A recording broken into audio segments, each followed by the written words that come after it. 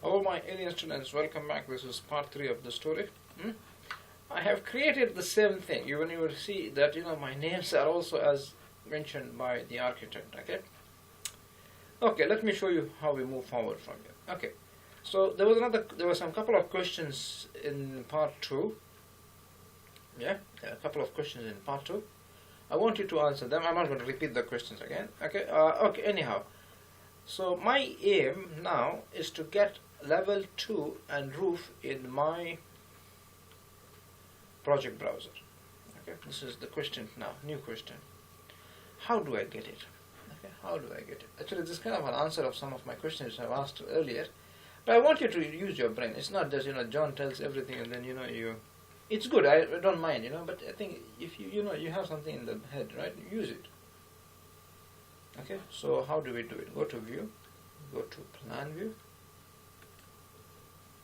reflected ceiling, and we needed which two? We wanted level 1 is already there, so you don't see it in the list because it is checked. If I check it, you will see level 1. Where is level 1? Here it is. Okay, uncheck goes. Okay, I need level 2 and roof. So level 2 and roof. Floor type, edit type, electrical plan, looks fine. Under subdiscipline, power, beautiful. Basboosa. Okay, click OK and say welcome. Okay, you see them here. Okay, level 1 and level 2. I hope this is clear so far and we can see it's available. Okay, good, excellent.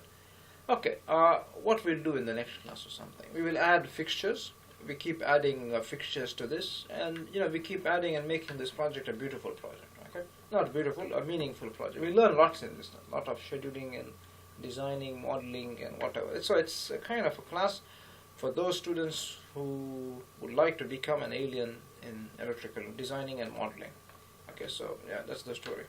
Anyway, we see each other in part 4, where we start doing the real stuff. Okay, then take care and let's keep moving forward. Bye.